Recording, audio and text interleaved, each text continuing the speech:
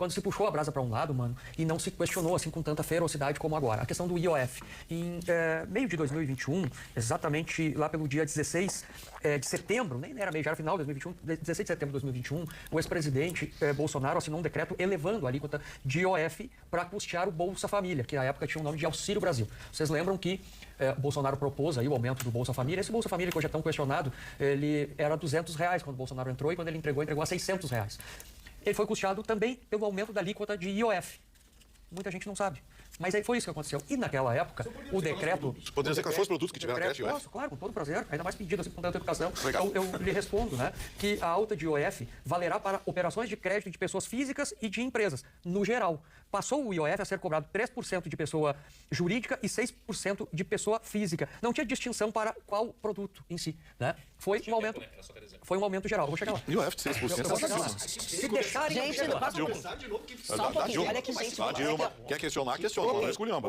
Eu sei esculhambar. Eu tô perguntando pro Guto e o Guto tá dando a informação. Agora, se é pra bagunçar, você vai bagunçar também. O que eu quero trazer aqui, e não é nenhuma provocação, o que eu quero trazer é o seguinte, que a época o governo, tá aqui, nas matérias todas aqui, a época o governo disse o seguinte, olha, nós precisamos desse recurso para distribuir ao Bolsa Família, porque vínhamos de uma pandemia, pessoas perderam os empregos, o Bolsa Família subiu de R$200 para R$600, e o presidente fez o decreto e o Congresso respeitou.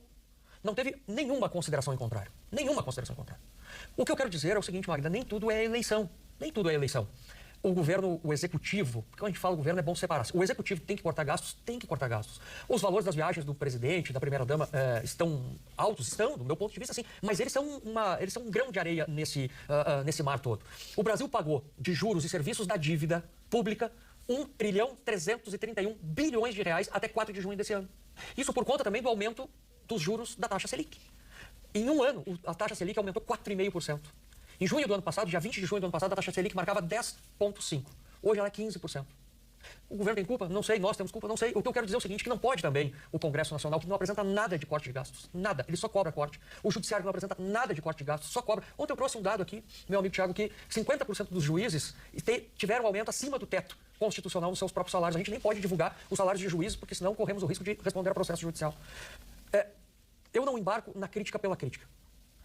Li uma matéria aqui, não houve, eu procurei críticas de todos os deputados, não achei crítica de nenhum deputado sobre este aumento do IOF. Ele tinha um período? Tinha um período, eu ia concluir dizendo isso. O governo, e talvez esse governo falhou nisso. Aquele governo disse, olha, até o final do ano nós precisamos desse aumento do IOF para custear o Bolsa Família. Talvez faltou para o governo Lula dizer isso. Até tal tempo nós precisamos desse aumento do IOF para custear tal coisa. O que eu quero dizer é o seguinte, que a política é a arte da concertação. Se a gente não conseguir dialogar, se for sempre um contra o outro, esse país, infelizmente, não vai para frente.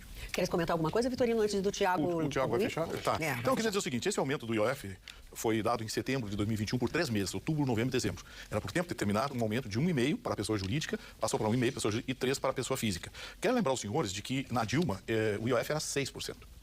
6%. Outra coisa, todo mundo está esquecendo que teve uma pandemia, né? Aliás, eles não esquecem o ex-presidente, e eu fico feliz toda vez que eles lembram o ex-presidente, porque cada vez comprova mais de que foi o maior presidente da era moderna do Brasil, o senhor Jair Bolsonaro. Porque ele governou 2 anos, só os outros 2 anos ele administrou a pandemia. Então, vejam, senhores, uma informação dada pela metade pode fazer com que o senhor interprete de forma diferente. Essa semana a gente debateu aqui e as reservas cambiais brasileiras, aliás, as reservas cambiais brasileiras, o governo Lula mudou a fórmula de cálculo. É mais ou menos a mesma coisa da taxa de emprego no Brasil. Sabe como é que é? Mudou a fórmula de cálculo. Não vou cansar vocês aqui, porque eu levaria pelo menos 2 a 3 minutos para explicar como é que eles calculam agora as reservas cambiais. Mas as verdadeiras reservas cambiais brasileiras não passam nem perto do que o governo anuncia. Então, assim, como nós vivemos num país da mentira, você contar meia verdade, não uma mentira, mas meia verdade, pode fazer com que você pense completamente o oposto daquilo que você pensaria se tivesse a informação completa.